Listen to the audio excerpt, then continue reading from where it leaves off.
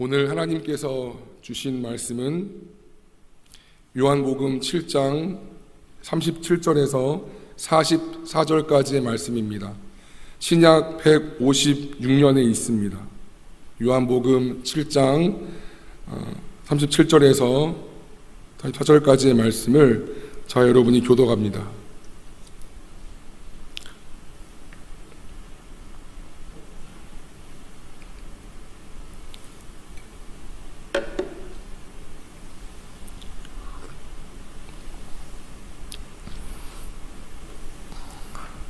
명절 끝날 곧 큰 날에 예수께서 서서 외쳐 이르시되 누구든지 목마르거든 내게로 와서 마시라. 나를 믿는 자는 성경의 이름과 같이 그 배에서 생수의 강이 흘러나오리라 하시니 이는 그를 믿는 자들이 받을 성령을 가리켜 말씀하신 것이라. 예수께서 아직 영광을 받지 않으셨으므로 성령이 아직 그들에게 계시지 아니하시더라. 이 말씀을 들은 무리 중에서 어떤 사람은 이 사람이 참으로 그 선지자라 하며 어떤 사람은 그리스도라 하며 어떤 이들은 그리스도가 어찌 갈릴리에서 나오겠느냐.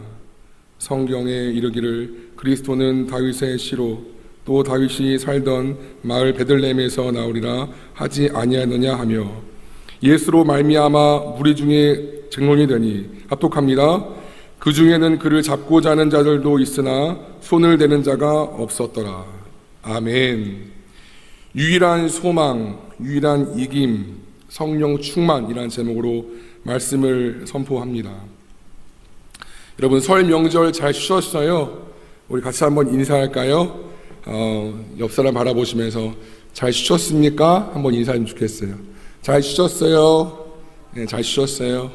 네, 많이 바쁘고 분주한 일상이었을 텐데 토, 일, 월, 화인가요? 4일간의 시간이 재충전의 시간이 되었기를 간절히 바랍니다.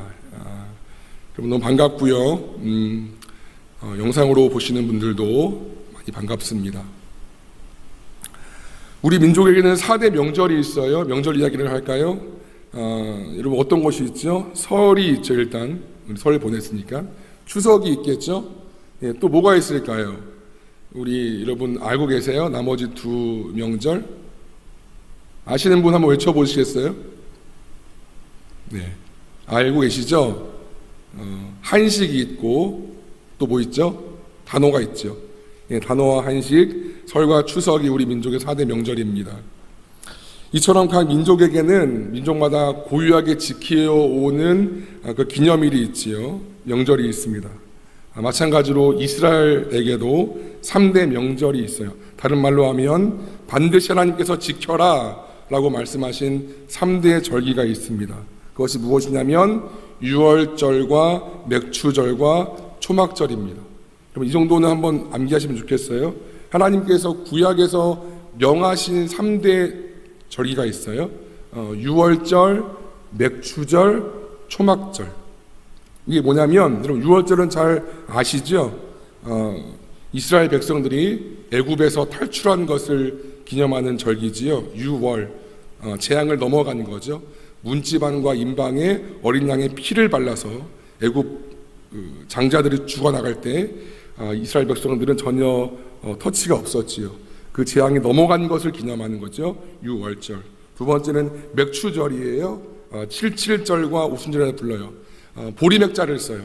밀과 보리를 거두어 들인 후에 지키는 수확감사 명절이지요. 절기입니다. 6월절 이후에 49일 후에 지켜지기 때문에 77절 또는 오순, 순이 10이에요. 그러니까 50일인 거죠. 77절, 오순절이라고도 불립니다. 다음으로는 초막절이 있습니다. 연말의 추수감사 절기로서 이스라엘 백성들의 절기 중에 가장 마지막에 있는 절기로서 여호와의 절기라고 불리는 절기 중에 절기입니다. 가장 크게 모이는 것이지요. 이때 백성들은 예루살렘 성전에 올라가서 초막이 오나면 장막이에요. 텐트. 그 광야 생활할 때 그 텐트를 쳤죠. 광야에서. 그때 삶을 기념하는 거예요. 그래서 장막절이라고 부르기도 하죠. 7일 동안 그 예루살렘 성전에 장막을 치고 있는 거예요. 그리고 그 마지막으로 수확한 것을 감사하는 것이지요. 이렇게 유월절과 49일 후에 있는 맥추절과 그다음에 제일 마지막 절기인 초막절이 가장 큰 3대 절기입니다. 이 중에서 제일 큰 건 초막절이에요. 여호와의 절기라고 부르고 절기 중에 절기지요. 이 정도는 아시면 참 어디 가서 꿀리지 않는 여러분 될 줄로 믿습니다. 오늘 본문 37절을 보실게요. 명절이 나와요. 명절 끝날 곧 큰 날에 라고 시작합니다. 이 명절이 뭐냐면 초막절이에요. 초막절. 이 초막절 절기를 말하는 것입니다. 이스라엘 전역에서 이스라엘 전체에서 제사를 드리기 위해서 다 예루살렘 성전으로 올라왔고 예수님도 올라오시는 거예요. 갈릴리 북쪽에서 남쪽인 예루살렘까지 올라오시는 거예요. 사람들이 어마어마하게 많겠죠. 뿐만 아니라 여호와 신앙을 믿게 된 이방인들까지도 다 올라왔기 때문에 이 당시 7일간 예루살렘은 사람들이 어마어마하게 많았습니다. 각종 제사가 드려졌고요. 그 다음에 각종 절기 행사가 드려졌기 때문에 아마 이 장소는 예루살렘은 축제의 분위기였을 것입니다. 근데 그렇게 사람과 행사로 가득한 그런 축제의 분위기 속에서 예수님께서 말씀하시는 거예요. 아니, 외치시는 거예요. 37절과 8절입니다, 여러분. 누구든지 목마르거든 내게로 와서 마시라. 누구든지 목마르거든 내게로 와서 마시라 외치시는 거예요. 상상해 보세요, 여러분. 그 축제와 기쁨의 사람들의 바글바글한 그 장소에서 예수님이 서서 외치시는 거예요. 나를 믿는 자는 그 배에서 생수의 강이 넘칠 거야. 요즘 말로 하면 7일 내내 유명한 강사님 모셔놓고 부흥 집회했어요. 유명한 찬양팀 초청해서 찬양 집회했고요. 기도회 뜨겁게 했고요. 연예인 초청 간증 집회했어요. 교회 행사 중에 1년 중에 가장 크고 성대하고 집중해서 했단 말이에요. 그런데 예수님께서 말씀하시는 거예요. 누구든지 목마르거든 이렇게 7일 내내 아주 성대하게 집회했어요. 부흥했어요. 절기 행사했고 교회 행사했으면 충만해야죠. 그렇죠? 충만한 게 맞죠. 영적으로 충만한 게 맞죠. 근데 예수님 보실 때 그렇지 않다는 거예요. 예수님 보실 때는 사람들이 뭔가 크게 행사했고 뭔가 성대하게 했는데 예수님 보실 땐 다 목말라 보인다는 거예요. 이 정도 했으면 기쁨이 충만해야죠. 내 인생 문제 풀려야죠. 아니, 문제는 그냥 있다 할지라도 내가 평안으로 충만해야죠. 근데 예수님 보실 때는 다 그 영혼이 묶여있다는 거예요. 여전히 답답하고 칼칼하고 묶여있고 힘이 드는 영혼들이 너무나 많다는 거예요. 그래서 외치시며 말씀하시는 것입니다. 너희들 그렇게 행사해도 목마르지? 너희들 그렇게 집회해도 목마르지? 다 내게로 나와. 나를 믿는 자는 그 배에서 생수의 강이 흘러넘칠 거야 라고 지금 말씀하시는 것입니다. 그리고 우리 39절을 볼게요. 이렇게 말씀하세요. 그 생수의 강이 뭐냐? 부연 설명이에요. 이는 그를 예수님을 믿는 자들이 받을 성령을 가리켜 말씀하신 것이라. 성령을 가리켜 말씀하신 것이라. 성령. 인간적으로 보았을 때 종교적으로 이런저런 행사를 해도 결국 여러분, 우리가 예수님을 믿지 못하고 성령을 받지 못하면 우리는 갈급합니다. 다시요. 우리 교도 마찬가지예요. 우리 교회에서 또 우리는 청년부에서 아무리 많은 것들을 준비했어요. 3월달에 이 행사하자, 4월달에 이 사역하자, 5월달에 뭐 하자, 많은 것들을 준비했고 많은 것들을 이행해요. 근데 만약에 여러분 우리가 예수님을 제대로 믿지 못하고 성령을 받지 못하면 똑같다는 거예요. 여전히 그 마음의 답답함과 뭔가 혼적으로는 즐거울지 모르겠지만 여전히 그 마음의 묶임이 되어 있습니다.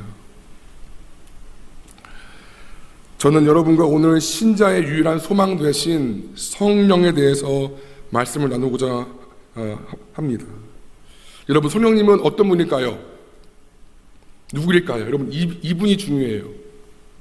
성령님은 하나님이십니다. 그분은 그것이 아닌 것입니다. 또는 하나님의 신비한 능력이나 신령한 어떤 영향력도 아닌 것입니다. 성령님은요, 여러분, 하나님이세요. 여러분, 이 사실을 믿으시기를 바랍니다. 똑같이 우리와 똑같은 지성과 감성과 의지가 있는 분이시고요, 인격이시고요, 성부 하나님과 성자 예수님과 동등한 성령 하나님, 삼위일체의 제3위십니다. 여러분, 보세요. 여러분, 39절 보면 이렇게 괄호에 되어 있어요. 예수께서 아직 영광을 받지 않으셨으므로 성령이 아직 그들에게 계시지 아니하시더라 그랬죠. 이 영광이라 함은 부활 승천하는 거예요. 예수님이 아직 부활 승천하지 않았기 때문에 성령이 아직 임재하지 않은 것이죠. 예수님께서 부활하셔서 승천하신 이후에 오순절날 성령 강림 사건이 되어지지요.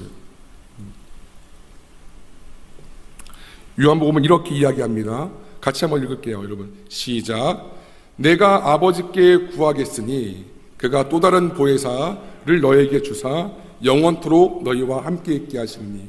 보혜사는 헬퍼, 카운셀러, 돕는 분이라는 뜻이에요. 여러분, 돕는 분이라는 단어는요, 파라클레토스예요. 파라는 옆에란 그런 거고요, 클레토스는 위로하다, 변화하는 그런 말입니다. 즉, 성령님은 우리 옆에 계시는 친구로서 그리스도인에게 힘과 지혜를 주시는 분이라는 것입니다. 그렇다면 하나님이시자, 그렇죠? 제3위 똑같아요. 어떤 성령님이 하나님의 능력이다, 하나님의 어떤 파워다, 하나님의 어떤 부하다, 심지어 그런 사람들이 있어요? 아니에요. 그냥 하나님이신 거예요. 똑같은 하나님이신 거예요. 파라클레토스, 파라 옆에서 우리를 변호하고 위로하고 우리를 충고하는 그런 친구 같은 하나님의 영이 이 땅에 왜 왔을까요? 두 번째, 그분이 왜 왔을까요? 단 한 가지 이유입니다. 성령님은 예수님을 영원롭게 하고 모든 믿는 자를 예수님께 인도하기에 왔습니다. 다시요, 한 가지 이유예요. 하나님 이 땅 가운데 오신 이유는 예수님을 영원롭게 하고 모든 믿는 자를 예수님께로 인도하기에 왔습니다. 여러분, 요한복음 16장은 이렇게 이야기를 해요. 같이 한번 읽을까요, 여러분? 시작.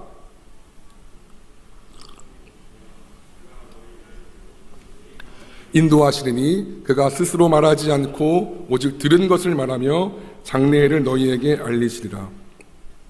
성령이, 예수님 이게 잡히시기 전날 하신 말씀인데, 성령이 오시면 그가 너희를 진리 가운데로, 진리 복판으로 인도하실 거야 말씀합니다. 성령님은 우리를 리본, 거듭나게 합니다. 우리가 예수 믿은 것, 내가 믿은 것 같지만 성령께서 우리 가운데 역사하시는 것이에요. 그래서 우리가 다시 거듭나게 했죠. 성령님은 예수님을 알리고 예수님을 믿게 하고 예수님을 높이고 예수님을 따라가게 하기 위해서 이 땅에 왔습니다. 여러분, 어떤 사건을 마주하거나 어떤 상황을 부딪혔을 때, 또는 어떤 진리를 알고자 했을 때 갑자기 어떤 말씀이 떠오른 적이 있지요.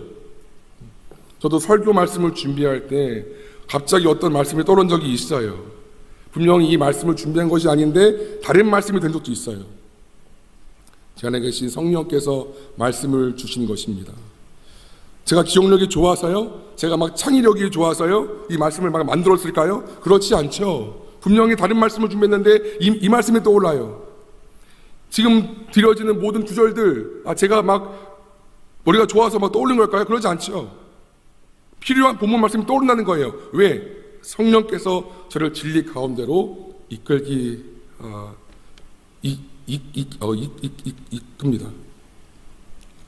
우리가 하나님의 말씀을 필요로 할 때 성령께서 그 말씀을 떠올릴 수 있도록 보여주시는 거예요. 마찬가지입니다. 기도와 예배, 전도 다 마찬가지예요. 우리의 일상생활도 다 그렇습니다. 우리가 하는 것 같지만 성령께서 우리가 그분을 의지하면 의지할수록 우리를 도와주십니다. 세 번째, 중요합니다.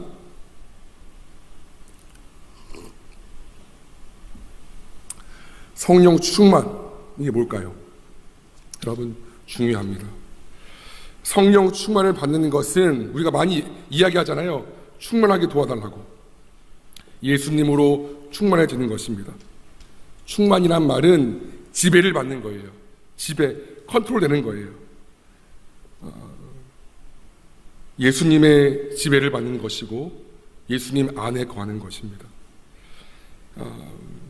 우리가 적극적으로 성령의 인도하심을 받아서 열매를 맺는 것이에요.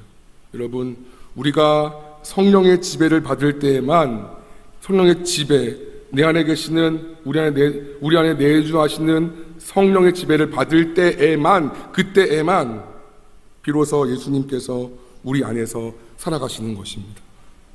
즉 부활하신 예수님께서 나를 통해 내 안에서 예수님의 삶을 삽니다. 그때에만. 여러분, 누가 하나님의 말씀대로 살까요? 마음을 다하여서, 뜻을 다하여서, 목숨을 다하여서 사랑하라. 내 이웃을 내 몸처럼 사랑하라. 우리를 가자면 신민을 가주어라. 속옷을 달라면 겉옷까지 주어라. 원수를 사랑해라. 70번씩 7번 이해하고 받아주어라. 그럴 수 있나요, 여러분? 없지요. 하나님의 말씀을 지킬 수 있는 능력이 우리는 없습니다.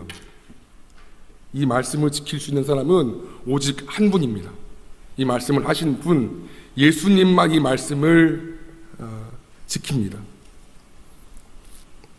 그러나 여러분, 우리가 만약에요 성령으로 충만하면, 다시 말해서 예수님의 지배를 받으면 내 안에 계시는 예수님께서 나를 통하여 그분의 삶을 살아간다는 것입니다. 그래서 여러분, 신자가 승리하는 삶을 살려면, 제대로 신앙생활을 하려면 반드시 성령 충만을 받아야 되는 것입니다. 나의 힘과 열정, 노력으로 신앙생활이 될까요? 안 돼요. 내 옆에 있는 사람 용서돼요? 내 가족 용서가 돼요? 내 옆에 있는 누구 사랑할 수 있어요? 안 되는 거지. 성령께서 내 안에 역사하실 때 됩니다. 요한복음 말씀은 이렇게 이야기를 해요. 같이 한번 볼까요, 여러분? 시작. 내 안에 거하라. 나도 너희 안에 거하리라. 가지가 포도나무에 붙어있지 아니하면 스스로 열매를 맺을 수 없음 같이 너희도 내 안에 있지 아니하면 그러하리라. 나는 포도나무요 너희는 가지라. 그가 내 안에 내가 그 안에 거하면 사람이 열매를 맺을 수 있나니 나를 떠나서는 너희가 아무것도 할 수 없음이라.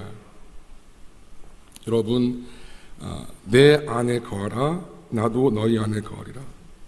제가 몇 번 말씀드렸어요. 가지가 열매를 맺기 위해서 할 것은 무엇이요? 가지가 열매를 맺기 위해서 할 것은 뭘까요?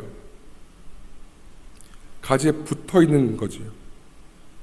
그건 됩니다. 제가 몇 번 말씀드렸어요.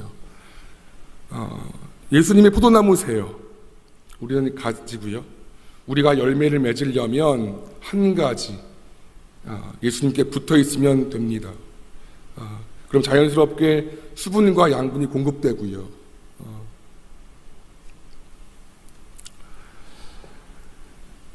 그러므로 성령의 충만이 아니고서는 신자는 그 어떠한 열매도 맺을 수 없음을 봅니다. 성령님은 기름이에요. 차가 벤츠, 여러분 좋아하죠? 벤츠. BMW 좋아하죠? 전 참 좋아했었어요. 근데 벤츠면 뭐예요? 기름이 없으면 꽝이죠. 맞잖아요. 차가 포르쉐면 뭐예요? 기름이 없으면 갈 수가 없지요. 마찬가지예요. 아무리 우리가 뛰어난다 할지라도 성령께서 우리 가운데 역사하지 않으면 다 아무것도 아닌 것입니다. 성령의 인재가 없는 예배, 성령의 도움이 없는 기도, 성령님이 함께 하시지 않는 전도, 우리의 모든 사역은 다 열매 없는 그저 인간의 노력에 불과합니다. 그것이 오늘 본문에서 예수님께서 너희들 아무리 그렇게 야단법석해도 목마르지 다 내게로 와, 이렇게 말씀하신 것입니다. 때문에 신자에게 성령 충만은 승리하는 삶을 위해서, 열매 맺는 삶을 위해서 가장 핵심적이고 유일한 것입니다. 오직 성령의 지배를 받아 예수님께서 내 안에 거하시고 나를 통해 예수님의 삶을 친히 사시게 하는 것만이 하나님께서 받으실 수 있는 열매 맺는 신앙생활이라는 겁니다. 여러분, 나는 충만해. 손 들어볼까요? 나는 성령 충만해. 성령님의 지배를 받고 있어. 참 좋은 거지요. 그렇죠? 너무 쉬운 거지요. 예수님 안에 거하는 것, 그분께 붙어있는 것, 이미 우리 가운데 다 주셨어요. 근데 지금 우리가 보는 것처럼 많은 사람들이 이 삶을 살지 못합니다. 4번, 왜 우리는 성령 충만을 받지 못할까요?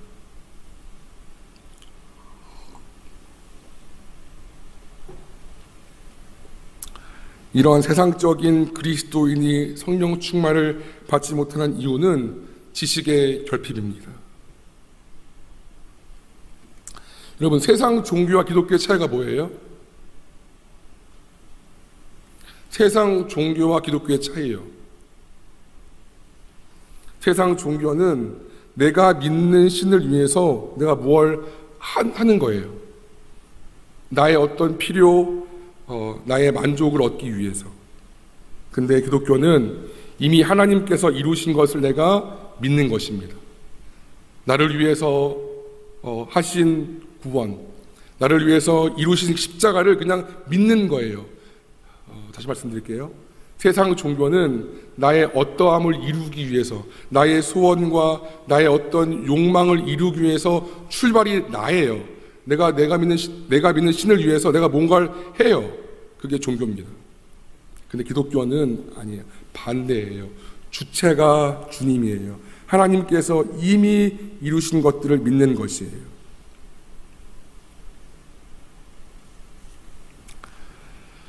하지만 대부분의 그리스도인들은 부활의 능력으로 살아가는 법을 알지 못합니다. 성령 충만이 무엇인지, 성령님으로부터 오는 능력이 무엇인지 알지 못하기 때문에 그리스도인 안에 풍성한 자원들을 볼 수 없지요. 한 가지 예화를 제가 읽어드릴게요. 미국 텍사스의 H폴이라는 유명한 그런 유전이 있습니다. 이곳은 원래 H라는 사람이 소유하고 있었던 양치는 목장이었대요. H는 목장의 경영이 어려워서 토지 저당의 원금과 그 이자를 갚지 못해서 나라의 원조금을 받는 그런 어려운 상황에 놓였습니다. 그러던 어느 날이에요. 한 석유 회사의 지질학자들이 와서 그의 땅에서 석유가 나올 것을 이야기했어요. 그날 그들은 유전 시구를 요청했고 곧 임대 계약에 서명했습니다.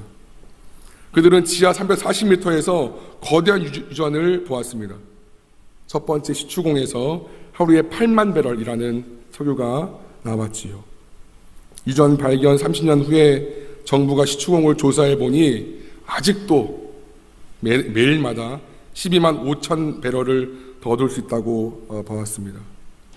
여러분, H, 그 목장의 주인은 그 모든 것을 소유했었지요. 그가 목장을 산 날부터 그 땅의 석유와 광물은 전부 그의 것이었습니다. 그렇죠? 그가 목장을 산 날부터 그 안에 있었던 광물과 석유는 다 그의 것이었어요.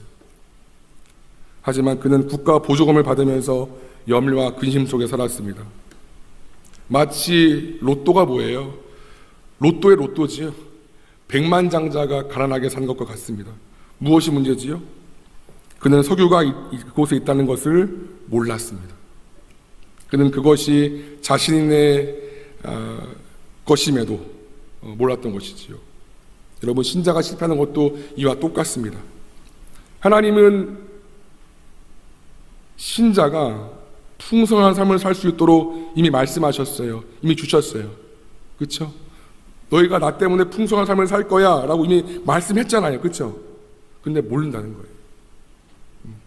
마치 하나님 안에 있는 자원들이 그 수백만 배럴의 석유가 있는 것 같은데도 불구하고 그걸 모르기 때문에 안 쓰는 것처럼, 지식의 결핍 때문에 우리는 이 성령 충만을 받지 못합니다. 두 번째요, 불신앙이에요. 불신앙. 많은 사람들이 하나님을 믿는다라고 말하지만 믿지 않습니다. 여러분, 하나님을 믿는다라고 말할 때 어떨 것 같아요?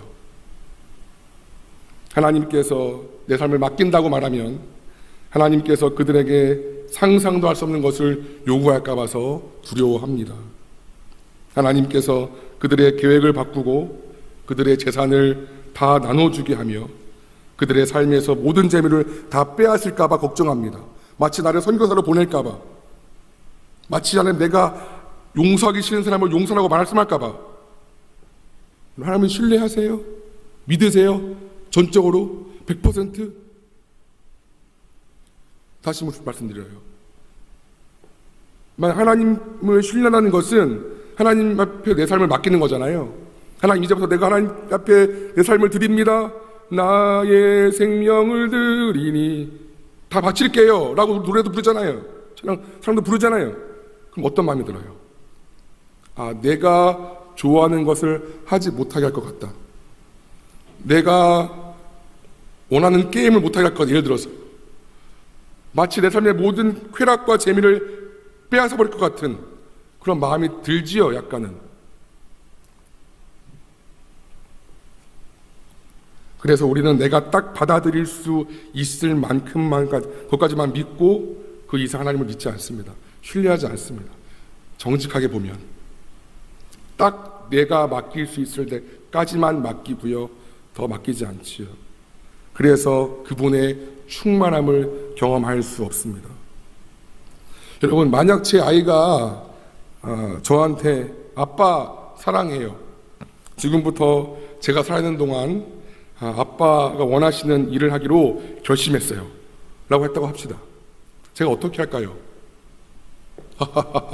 그러니?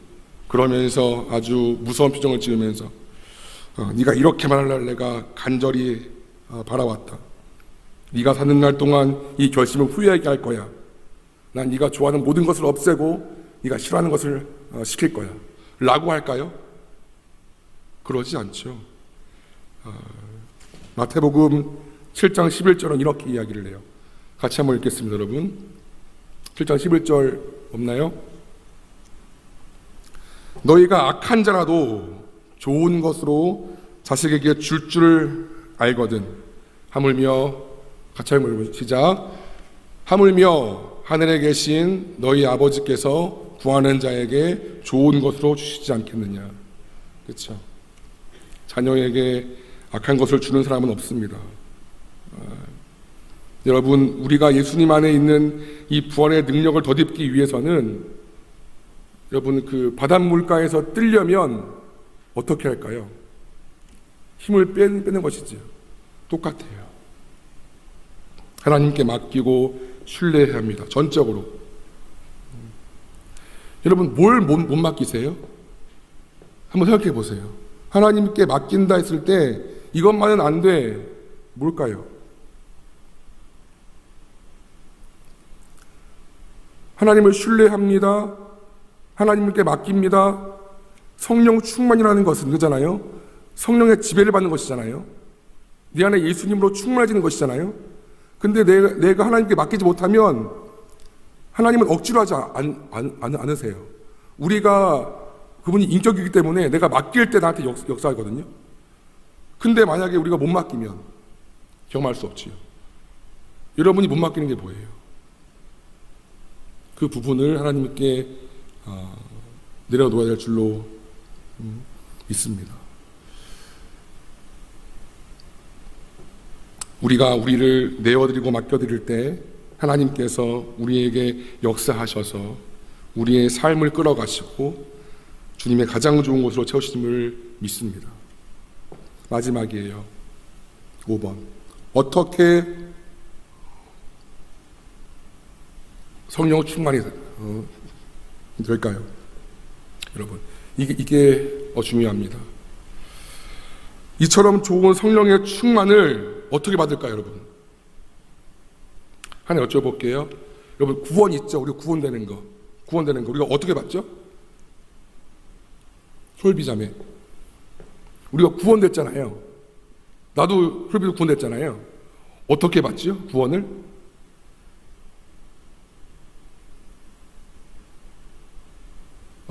누구한테 물어보지? 부담스럽네. 여러분, 우리 구원됐잖아요. 여러분들 믿죠? 우리 구원된 거 어떻게 받죠? 구원을? 두 글자. 뭐예요? 믿음으로. 그렇죠? 예수님께서 내 삶에 역사하셔서 나의 모든 죄를 처리했던 것을 믿는 믿음으로 받지요. 구원은 마찬가지예요. 성령 충만함도 믿음으로 받습니다. 여러분, 기독교의 모든 진리는 내가 노력하는 것이 아닌 것이고요. 하나님께서 이미 이루신 것을 믿음으로 받는 것입니다. 다시요. 기독교의 모든 진리는 내가 열심으로, 마치 불교처럼 힌두교처럼 내가 열심히 노력해서 받는 것이 아닌 것이고요. 이미 하나님께서 이루신 것들을 믿음으로 받는 것입니다. 동일해요. 구원도 성령 충만함도 믿음으로 받는 거예요. 믿음으로. 만약 제가 1억 원이 들어있는 통장에서 100만 원을 찬다고 한번 봅시다. 은행 창구의 그 직원에게 간절히 무릎 꿇으면서 100만 원 주세요, 100만 원 주세요. 그럴 리 없죠. 그냥 은행 전표에 100만 원을 써서 내면 받는 거지요. 마찬가지라는 거예요. 우리가 구원을 위해서 할 수 있는 것이 무엇일까요? 뭐가 있어요, 여러분? 우리가 구원을 위해서 할 수 있는 것 없지요. 내가 아무리 노력해도 없습니다. 다만 이미 주님이 이루신 것을 믿는 것이지요. 마찬가지예요. 우리가 성령 충만함을 위해서 내가 할 수 있는 것이 뭐가 있지요? 없습니다. 믿음으로 구하고 믿음으로 받는 것이에요. 마치 1억 원의 통장에서 내가 100만 원을 쓰면 100만 원이 주어질 거라는 믿음으로 전표를 쓰고 받는 것처럼 100만 원 주십시오. 제발요. 3박 4일 막 금식하고 눈물 흘리고 막 부흥집회하고 그러지 않잖아요. 그냥 써서 주는 거잖아요. 그럼 돈이 나오는 거잖아요. 똑같다는 거예요. 이게 굉장히 너무 쉬워서 잘 믿지 못합니다. 똑같은 거예요. 우리가 믿음으로 하나님 내 마음의 중심에 역사하셔서 나를 성령으로 충만하게 하여 주시고 나를 다스려 주옵소서 라고 기도하면 믿음으로 받는 것인 줄로 믿습니다. 보세요, 여러분. 하나님의 명령이 있어요. 우리 이전에 한번 했었어요. 술 취하지 말라. 여러분, 취하지 마세요. 술 먹지 마세요. 이는 방탕한 것이니 그런 방탕한 것이래요. 근데 뭐예요? 오직 성령의 충만함을 받으라. 술에 취하면 술에 컨트롤 되죠. 알코올에 컨트롤을 받지요. 술 취하지 말라는 거예요. 똑같아요. 성령의 충만, 다시 말해서 성령께 취해라 라고 명령하셨어요. 받을래? 받아줄래? 권유? 그런 거 아니에요. 받으라 명령했죠. 하나님의 뜻입니다. 하나님의 약속은 뭐죠? 요한일서입니다. 그를 향하여 우리의 가진 바 담대한 것이 이것이니 그의 뜻대로 무엇을 구하면 들으심이라. 뜻대로 구하면 들으신대요. 우리가 무엇이든지 구하는 바를 들으시는 줄을 안즉 들으시는구나 알면 우리가 그에게 구한 그것을 얻은 줄을 또한 안다. 여러분, 하나님의 뜻대로 구하면 들으시고 들으신 것을 준대요. 이 명령과 약속의 근거에서 이 말씀을 믿는 거예요, 여러분. 하나님의 명령, 오직 성령의 충만을 받으라. 하나님의 약속, 그의 뜻대로 무엇을 구하면 듣고 준다. 이 명령과 약속의 근거에서 우리가 믿음으로 구하면 받는 것입니다. 여러분, 다시 한번 말씀드리지만 성령 충만은, 성령의 지배, 예수님 안에 거하는 것 다 같은 얘기예요. 예수님이 내 안에 역사하셔서 나를 다스리시는 것, 이 모든 것은 내 종교적 열심이나 노력으로 받는 것이 아닌 것이고요. 이 말씀의 근거에서 믿음으로 받는 것입니다. 구원을 믿음으로 받는 것처럼 성령 충만도 이미 주신 것을 믿고 믿음으로 구하고 믿음으로 받는 것입니다. 너무 쉽죠, 여러분? 여러분 지금도 할 수 있어요. 여러분의 죄를 먼저 고백하고요. 하나님 앞에 범죄한 것들 내가 먼저 고백하고요. 우리가 배웠잖아요. 그 영혼의 호흡.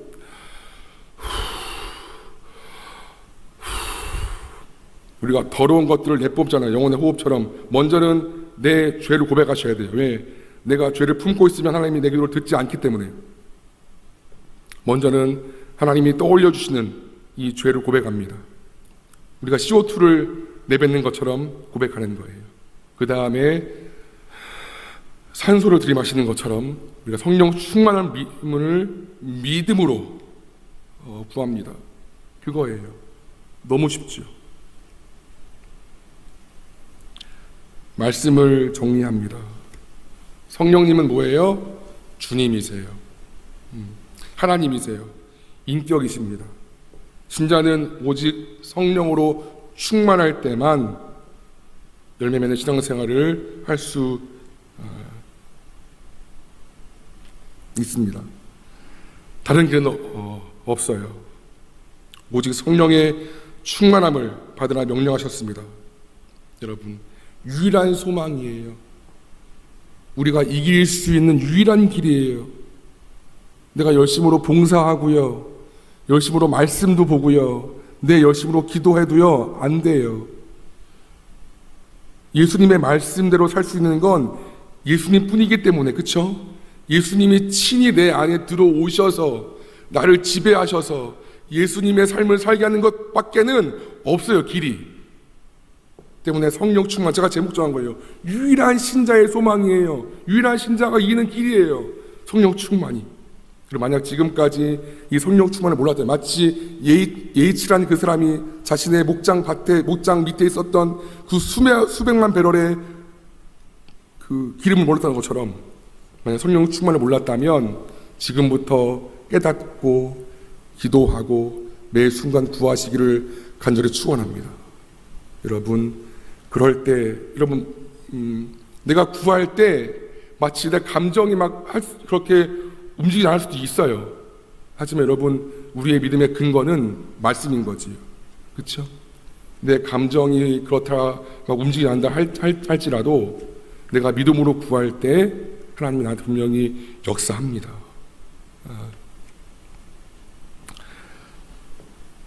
우리 모두 믿음으로 성령 충만을 간구하고 믿음으로 받아서 능히 사랑의 열매, 전도의 열매를 맺고 하나님께서 기뻐하시는 그런 삶을 살기를 간절히 소원합니다. 내 힘으로 하는 신앙생활, 내 힘으로 하는 어떠함들 다 실패합니다. 성령께서 내 안에 역사하셔서 누구든지 목마르거든, 이 어마어마한 집회를 한다 해도 목마른 거예요. 아무리 말씀을 들어도 목마른 거예요. 왜? 성령이 없기 때문에. 이 말씀을 들으셨으면 이 말씀에 순종하고 믿음으로 성령 충만을 간구해서 열매 맺는 신앙생활 할 수 있기를 간절히 소원합니다. 아멘.